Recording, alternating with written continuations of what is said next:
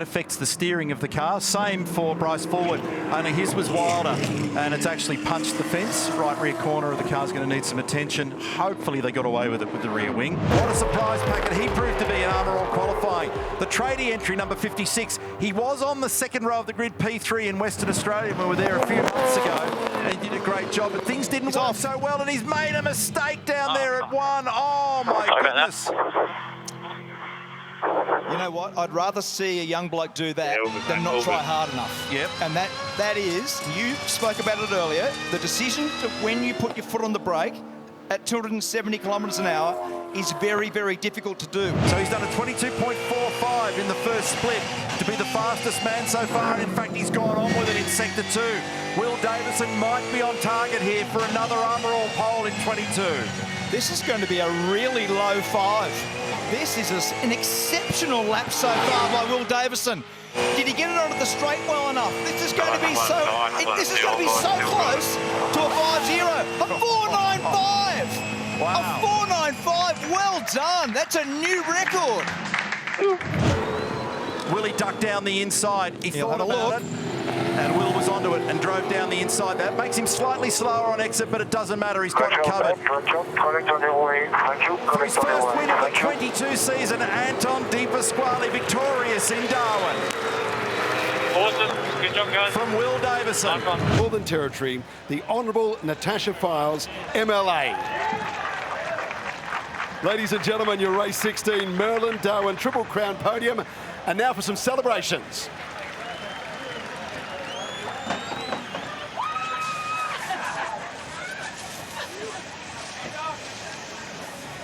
Max points and congratulations. Give me that for a minute. I want to show you something on the car. You did make one mistake in qualifying. Over here.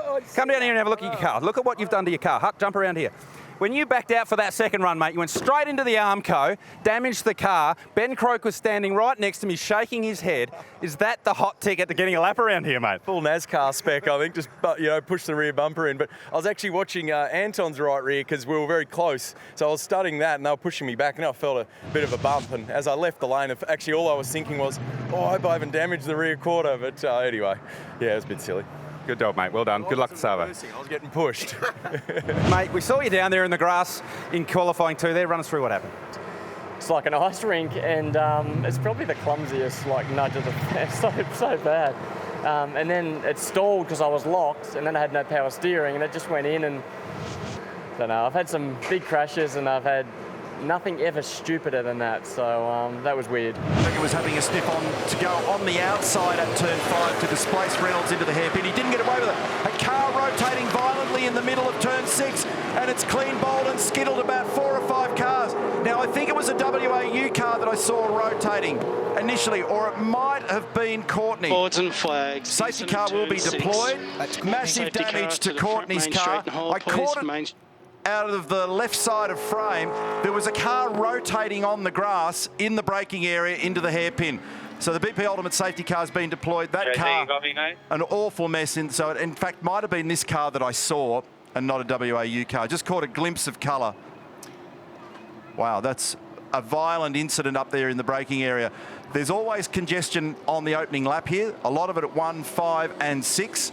And sadly, Scott Pye with substantial damage for the second time in 3 race meetings in the Team 18 car number 20. So Courtney out and safely in the hands of the medical team. Also, let's have a look in the back of screen.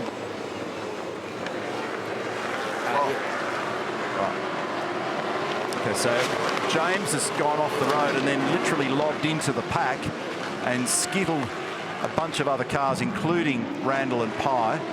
Does this tell more of the story?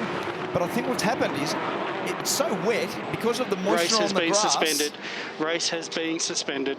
And So James Taylor, the race director, suspending the race until they can get all these cars recovered and the debris off the road. So Todd Hazelwood's the other car. The clutch drama yesterday, ran the race without a clutch. Oh, so yes, he got a bump for sure, but then he's spinning, then you're out of control, and he's made contact with other cars in racing direction. So he's come straight across from turn 4 and has gone to 5 on the exit then of 6, and the rejoin has made contact with a significant number of cars. That's why all those other cars were spinning off to the right-hand side on the exit of 6. So Cam Waters at the moment looks like he's going to be safe. Very well driven again. It's a beautiful run for Cam Waters under a lot of pressure. He lines it up and plucks some gears. He heads off to the checkered flag and stitches together another victory. The 8th in his career, the first this weekend. Well done, Cam Waters. The gap was 5 seconds when the original pit stop was made. It's actually going to be, off the road. That was contact with Garry Jacobson on the way to turn 6. And Zach Best, this might be a safety car because I don't know whether he'll get this out of there. We saw no traction for any car that was off the road in the previous race with any incident.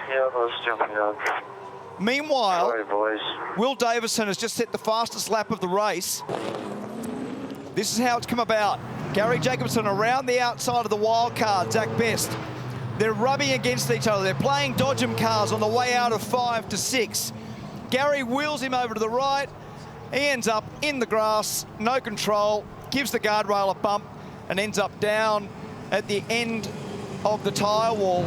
Check out what happened on the replay at the restart. Wilbur runs him all the way to the inside wall and then they cross over the other side, but that makes Davison narrow to turn 1. It happened to him yesterday as well. He drifts it up high, but then it wanders wide and understeers. Van Gisbergen gets down the inside, they interlock, and damage on the right-hand side of the Red Bull entry. Here's the onboard. This will be really, really interesting to watch and listen to. Gave him a little touch-up. He did. And he didn't quite have any overlap because he would have put him in the fence. So he's moved it to the outside, and this is the strategy. He's had to do that. You can hear all the debris coming off the tyres. And watch the lunge. Turns it to the left, down the inside. Bang! It's almost pulled the steering wheel straight out of his hand. It's a huge hit. So that's given that right-hand steering arm a monstrous tweak. A slap. Here we go. We have got 2,870 metres of supercar action to run. 0.2 of a second is the margin. Mostert is not going to give up without one hell of a fight here. He drives around the inside of turn 1, the exact prescription for what needs to be done. And he's going to cover when they get down to the right-hander at turn 5. De Pasquale's going to pull the pin and dive bomb down the inside. Mostert blocks him. He locks up momentarily. The next area of vulnerabilities up at the hairpin in the left-hander at turn 6. Mostert covers him. Anton goes wide. A great battle, Scapey. What a ripping battle. Two of the very best operators. Mostert's been able to do this. If he keeps the car flowing nicely, he only needs one more critical element, Neil. He needs to get it onto the straight. And have a look at this. Look. Adam cannot look. None of us can. There's effectively one more made a mistake. and Anton bumbles it right at the critical moment. And he's let him off the hook. He's let him off the hook. Can you believe it? Stopping on lap 9. And Chaz Mostert takes his 4th victory of 22. A brilliant drive.